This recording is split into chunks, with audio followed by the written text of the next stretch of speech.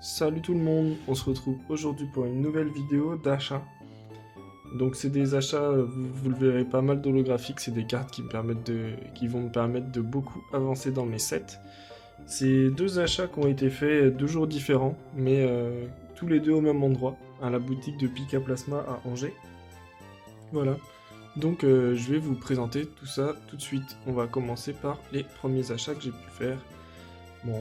Et voilà, le premier tas, pas mal d'holo, une dizaine de cartes. On va voir ça ensemble.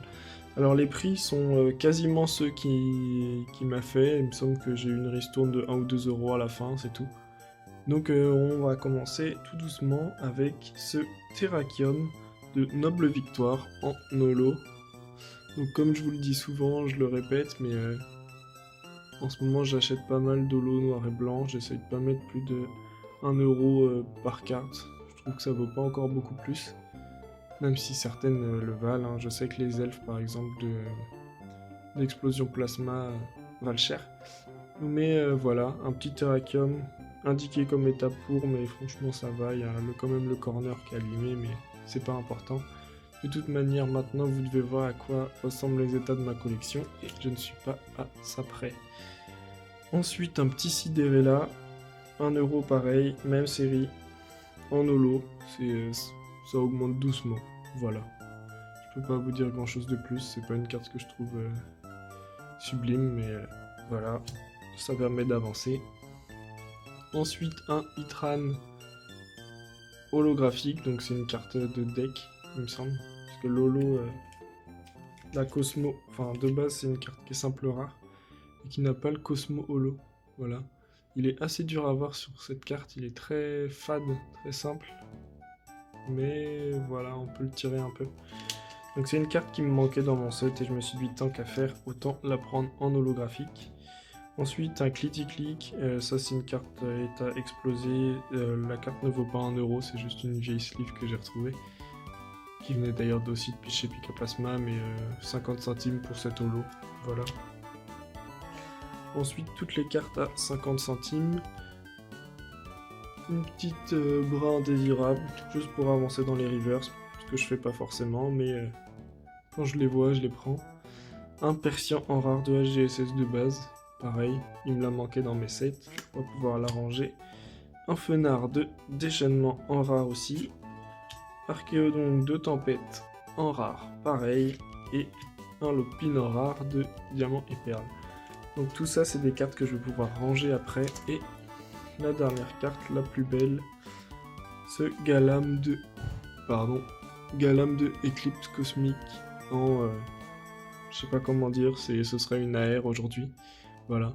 Donc c'est des cartes que je fais, j'essaye de pas les payer trop cher quand même, parce que ça monte vite, particulièrement la Mimikyu et le Pikachu je trouve.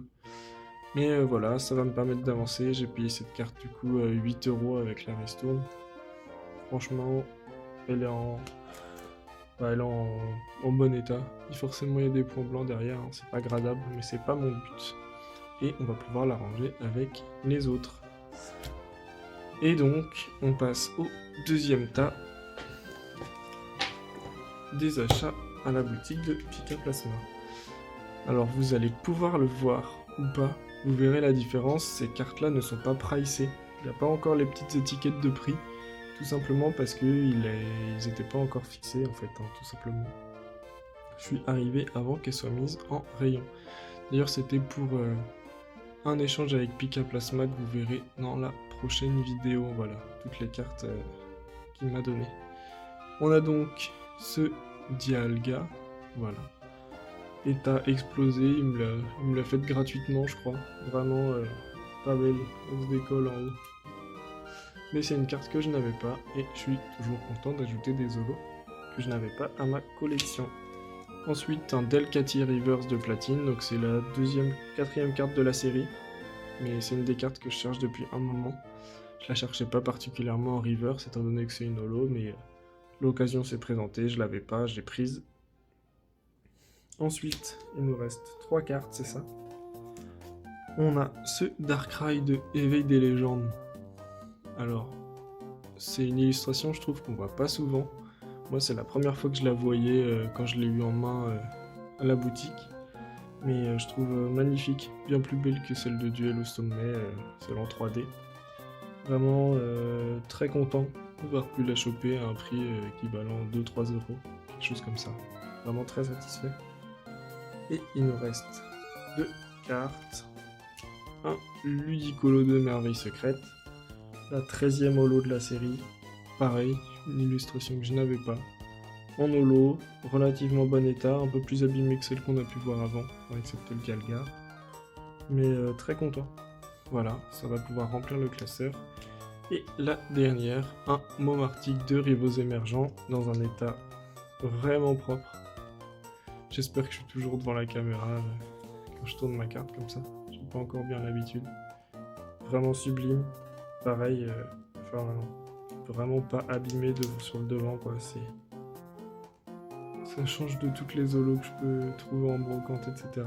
Très satisfait. Il me l'a faite pour 3 euros, il me semble qu'elle en vaut un peu plus, mais très content. Et voilà, on va pouvoir maintenant ranger nos 2 achats sous classeur. C'est parti. Et nous revoilà pour la mise en classeur. Alors, on commence avec le bloc Diamant et Perle, la série Diamant et Perle, sur ce Lockpin en rare, la numéro 30. Alors, tournons nos pages, il m'en manque encore quelques-unes, 28, 29 le Hippodocus et 30 le Lockpin. Voilà, on avance tout doucement. Ensuite, série suivante. Hop, non. Merveille secrète. Oui, ce Ludicolo. Voilà, la numéro 13. Qui va aller derrière, à côté, juste devant le Lugia. Et voilà. Belle page d'holographique qui se complète là. J'adore les holos de Merveille secrète. On continue avec Duel au sommet. On n'a rien. Hop.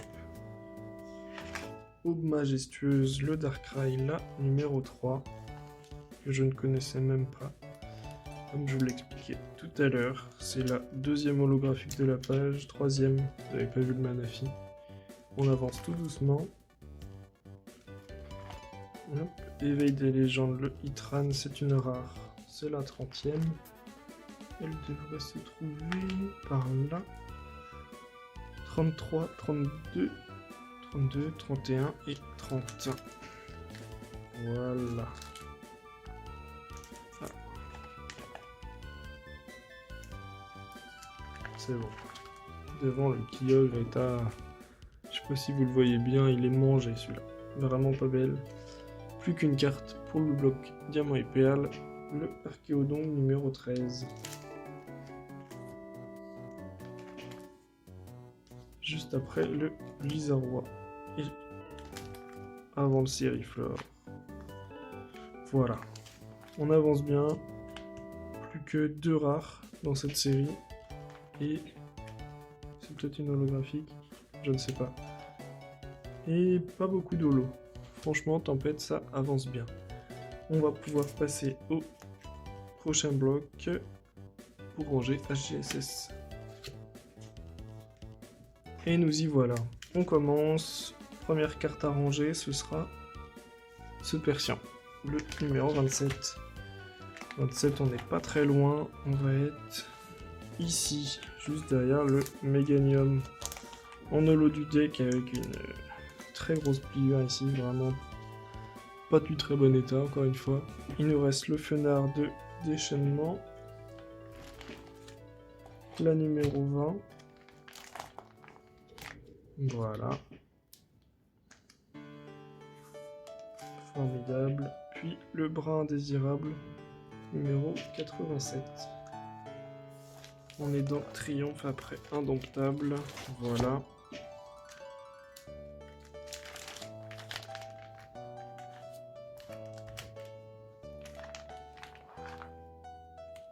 Et juste ici, comme d'habitude, on va mettre toutes les cartes de la pochette dans la sleeve.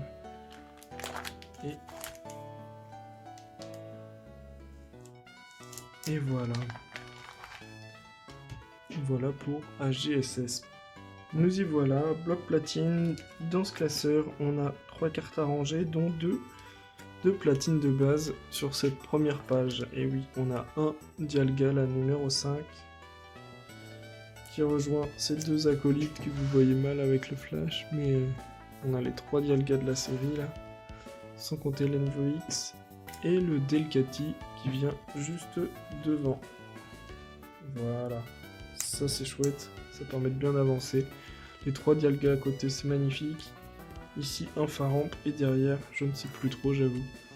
Et il nous reste le Momartic de Rivo Émergent, la série suivante. Donc on est après les niveaux X. Voilà la numéro 6 qui complète la première page. Première page de Rivo Émergente complétée. On a quand même 1, 2, 3, 4 reverse parmi toutes les holographiques, mais ça fait quand même plaisir. Derrière, on a le Tangalis et le Roserad en reverse. En holographique, pardon. Encore quelques cartes rares. Globalement, c'est ça pour toutes mes séries maintenant. Il manque des rares et des holos. Et les ultras derrière, bien sûr. Voilà. Il nous reste une carte à ranger. Nous y voilà. Pour les AR. Alors, c'est la numéro 244. 47, 46, 45 et 44. Voilà, bon ça avance doucement, c'est des cartes qui sont quand même trouvables encore aujourd'hui, mais je vais pas les payer trop cher, déjà 10 euros, enfin 8 euros avec la réduction, c'est ok, j'aurais pas mis plus. On a le Chartor, le Tiplouf que j'adore avec Ondine forcément, le Pikachu de Red, un Stylix et le Galam. Il en manque encore pas mal, dont le Magnéti. Vraiment, je pense que c'est une de mes préférées de la série, voilà, mais je ne l'ai pas encore, ça ne saurait tarder. Bon, voilà, fin de vidéo. Je vous remercie d'avoir suivi jusque-là. N'hésitez pas à laisser un commentaire, à liker si ça vous a plu. N'hésitez pas aussi à me suivre sur Instagram ou à m'envoyer des DM si vous voulez des échanges sur à peu près tous les blogs. J'ai pas mal d'ultra de côté, surtout si vous cherchez du récent. Et sinon, des co rares et quelques holographiques qui traînent sur Diamant Platine à noir et blanc. Voilà, j'espère que ça vous a plu. Et bien écoutez, bonne soirée, bonne fin de journée et à la prochaine. Bye tout le monde.